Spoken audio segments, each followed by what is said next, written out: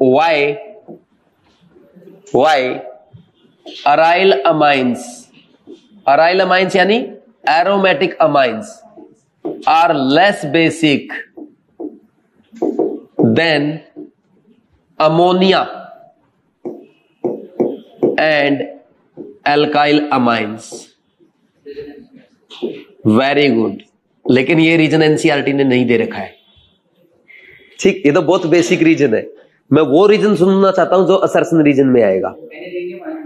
Anilinium ion बन गया, सही है। फिर क्या दिक्कत हो गई? एनिलीनियम आयन बन गया। अब सुनना तुम, एनसीईआरटी में कितनी गहराई है ये सुनना आप लोग, ठीक है। एक बार कॉपी पेन रख दो, 3 मिनट समझाने की, 3 मिनट लिखने की, 6 मिनट लगेगी इस पेज पे। देख लो, सबसे पहले ये देखो, ये अमोनिया है, ये H+ एक्सेप्ट करेगा, क्या बनाएगा? NH4+ बनाएगा। और अगर हम कोई एल्काइल अमाइन ले लें, क्या करेगा वो? RNH2 है, H+ लेगा, क्या बनाएगा? RNH3+ बनाएगा। बोलो, कोई डाउट है क्या? और अगर एनिलीन भी ऐसे ही H+ ले ले, क्या बनाएगा? बोलो, एनिलीनियम आयन बनाएगा कि नहीं बनाएगा?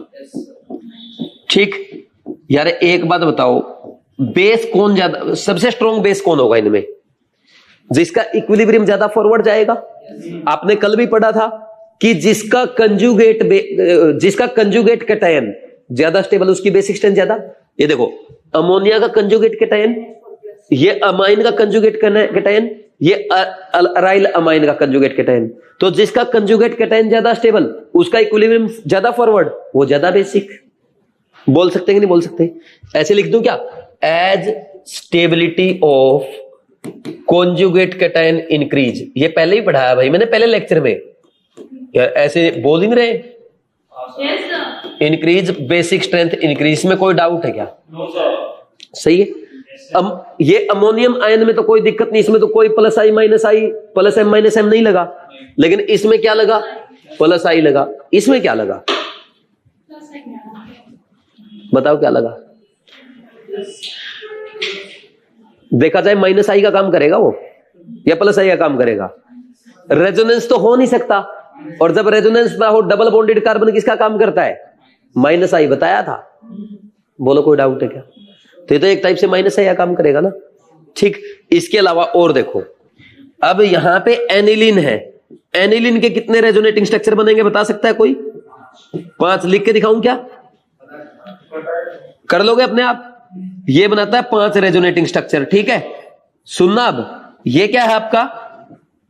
अरे ये क्या है? एनिलीनियम आयन नहीं है ये, एनिलीनियम आयन। एनिलीनियम आयन के कितने रेजोनेटिंग स्ट्रक्चर बनेंगे?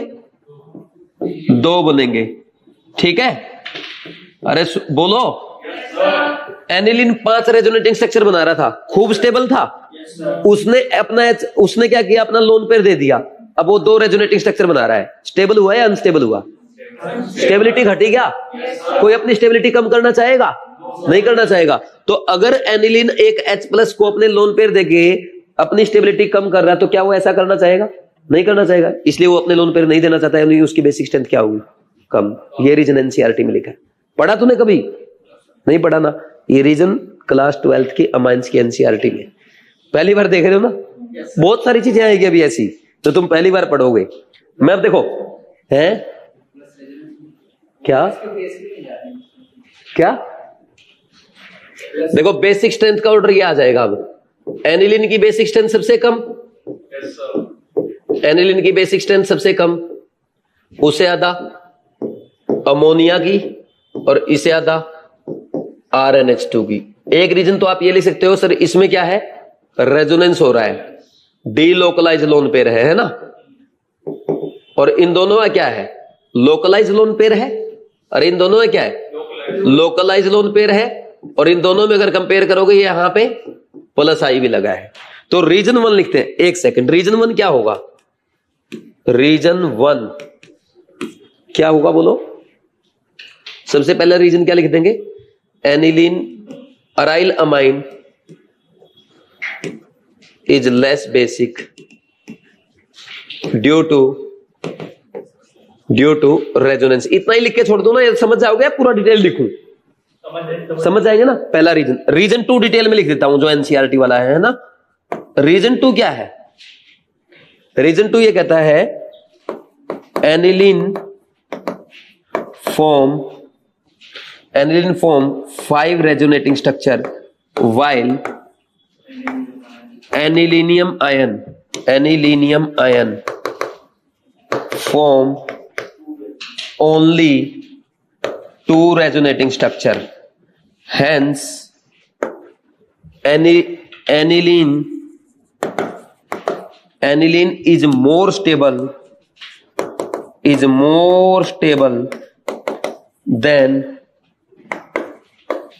anilinium ion and it doesn't want it मतलब एनिलीन है ना, एनिलीन लिखो कहीं कंफ्यूजन हो जाए। and hence and so aniline doesn't want to donate its lone pair to form anilinium ion.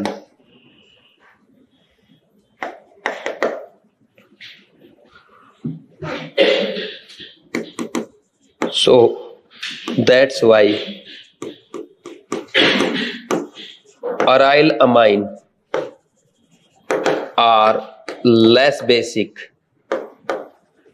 than, बोलो भाई, अमोनिया एंड अल्काइल अमाइन। किसी को कोई डाउट नहीं समझ में आ लगता है? Then alkyl amine and ammonia.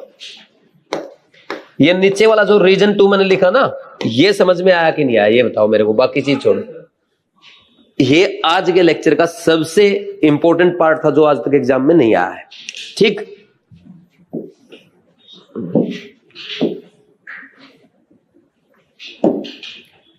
Class 12 NCERT amines.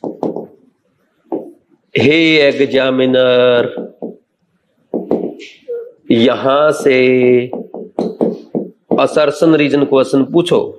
देख रहे हो लेवल अब टाइप ऑफ क्वेश्चन पे जा चुका है। ठीक, समझ आया कि नहीं? आप देखो दोबारा सुन लो, एक बार दोबारा सुन लो, सुनो मेरी बात एक बार सुन लो।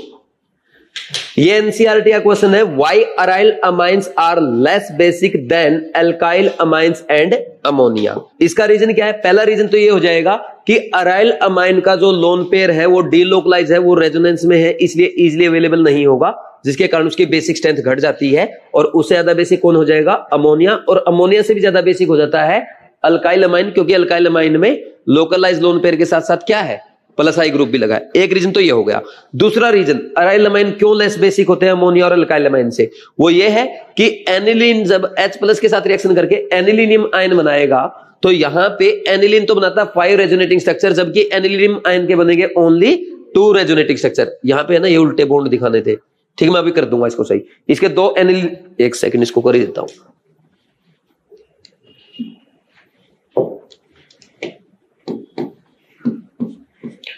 ये देखो, ये ऐसे दिखाना था, एक ही बात है, बेंजीन में रेजोनेंस हो रहा है।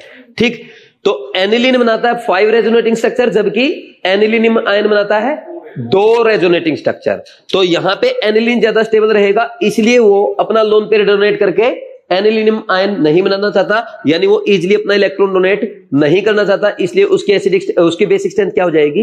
कम हो जाएगी। ये रीजन एनसीईआरटी में लिखा है, असर्शन रीजन एग्जाम में आ सकता है। Aniline is less basic than alkyl amine, या aryl amine is less basic than, क्या बोल देगा? Alkyl amine. रीजन लिख देगा, aniline form 5 resonating structure while anilinium ion form only 2 resonating structure. ये इसका रीजन है और करेक्ट एक्सप्लेनेशन भी है।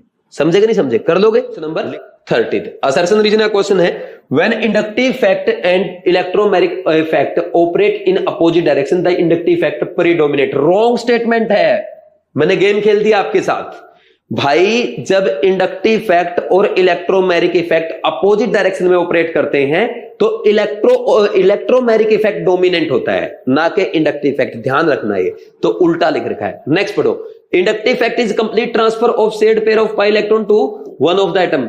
अरे इंडक्टिव फैक्ट में shared pair of electron complete transfer नहीं होता।